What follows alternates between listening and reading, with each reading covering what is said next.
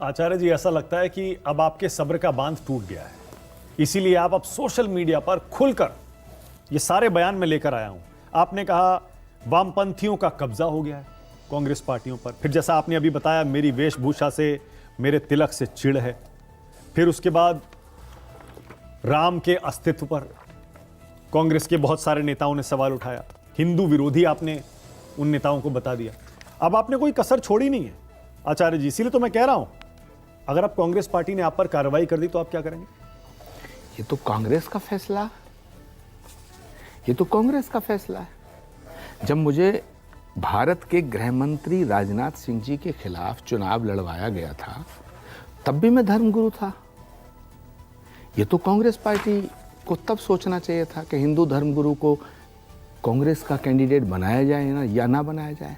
यदि आप मुझे कांग्रेस पार्टी का चेहरा बनाएंगे, मुझे भारत के गृह मंत्री से चुनाव लड़वाएंगे, तो मेरा कर्तव्य बनता है कि अगर कांग्रेस का नुकसान कहीं हो रहा तब भी मैं बोलूं, और अगर मेरे धर्म के खिलाफ कोई बात हो रही है तब भी मैं बोलूं। अब मुझे आप बताएं मानक जी, जो लोग सनातन धर्म को मिटाने की बात कर रहे हैं, सनातन को नष्ट करने की बात कर रहे हैं, क्या कांग्रेस पार्टी का कोई नेता बोला स्टालिन के खिलाफ? मुझे तो ये बात सूट नहीं करती, मुझे तो ये स्वीकार नहीं है। मैं राजनीति छोड़ना पसंद करूंगा, लेकिन कोई सनातन धर्म को मिटाने की बात करेगा, भगवान राम के खिलाफ बात करेगा, रामचरितमानस के खिलाफ बात करेगा, रामायण के खिलाफ बात करेगा, और हम उसके साथ खड़े होंगे? नहीं, हम अगर उससे नाता नहीं तोड़ सकते हैं तो हम उसका विरोध तो करें।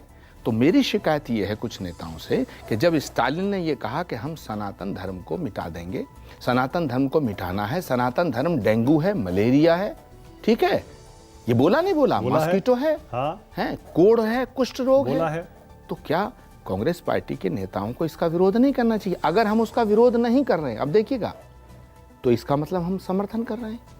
और कांग्रेस पार्टी वो पार्टी है जो हिंदू धर्म का विरोध करने वालों के साथ नहीं खड़ी हो सकती। जी, आप साइडलाइन हैं कांग्रेस में।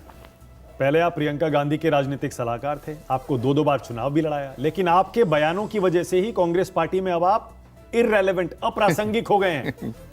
और जितना आप साइडलाइन हो गए हैं, उतना ही आप ज्यादा बयान दे रहे हैं। देखिए, मैं कांग्रेस में कहां हूं, सवाल ये नहीं है, सवाल ये है कि मैं देश में कहां हूं। मैं देश में कहां हूं? देश की जनता के मानसिक पटल पर मैं हूं, देश की जनता के दिलों में मैं हूं। और मैं क्यों? क्योंकि जो मेरे राम का विरोध करेगा, मेरे धर्म का विरोध करेगा, मेरे राष्ट्र का विरोध करेगा, मैं उसका समर्थन नहीं कर सकता। कांग्रेस